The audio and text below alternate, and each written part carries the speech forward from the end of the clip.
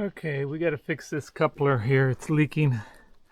I've rebuilt it a couple of times and it works for a while, but I think the problem is these two couplers are too close together and they interfere with each other. And I think this has way too much play and it's ruining the seals. So I think I'm just going to change the coupler. The only reason I didn't change it sooner is because this is a flat face O-ring and it's hard to get one of these in a flat face O-ring. So I think what I'm going to do is I think I'm going to make a new hose that'll be flat face O-ring on the hydraulic ram side right there, and then I'm gonna make this side JIC. So I think that if I make this like a number 8 JIC, then we can get a coupler easily. And I've got to straighten this bracket. I think that's part of the reason that we keep having trouble with this. So let's see what we can do with it.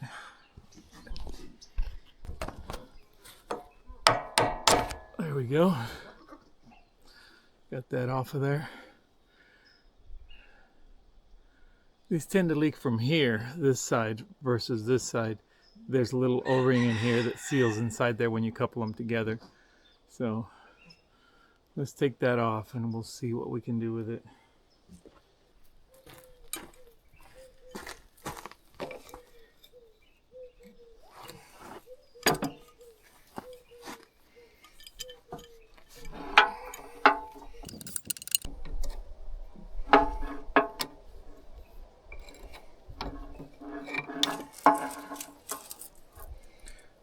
See, that's a flat face O-ring style, and the other side is too. So we have those fittings, and we have this size in JIC, so I think we'll go ahead and change it.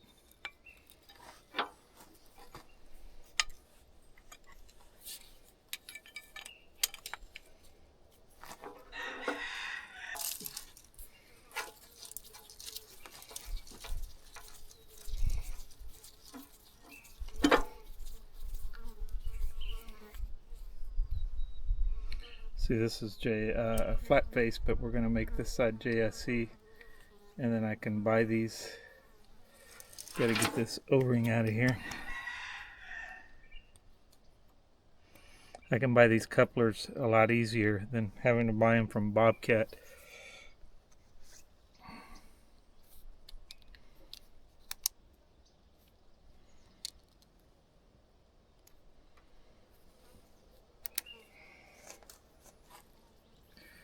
So let's go make a hose.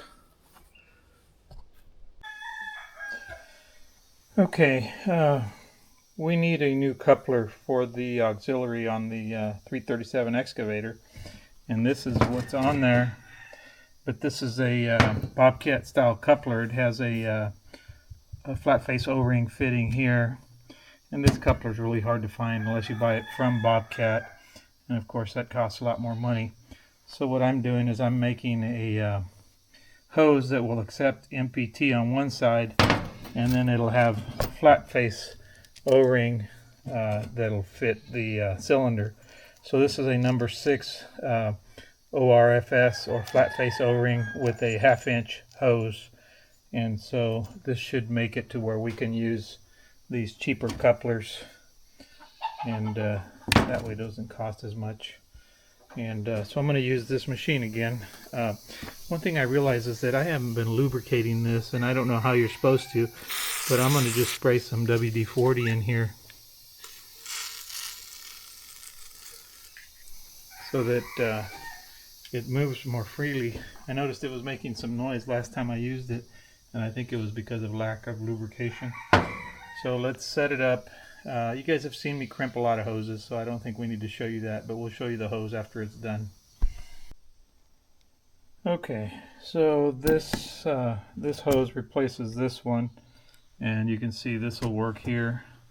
We've got the right coupler for the end of it there. And now when we need a coupler, we don't have to buy the Bobcat coupler. We can just buy a MPT, 1/2 inch MPT. So let's go put this on and see if we got any more leaks.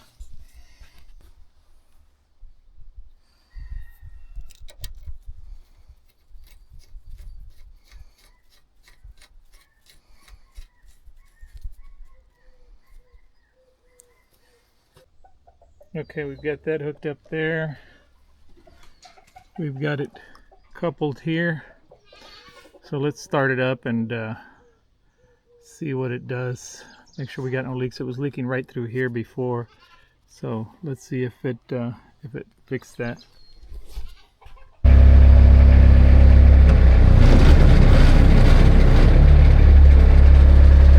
Okay, let's see if it leaks.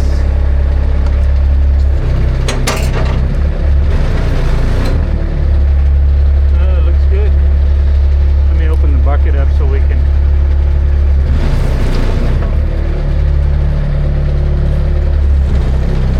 So when I maxed out the thumb before, we would leak.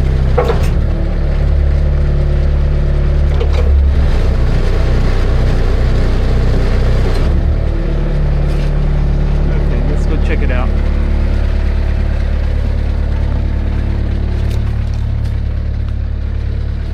So it was leaking right there before with the thumb all the way up like it is now. Looks like that worked. Saved a lot of money.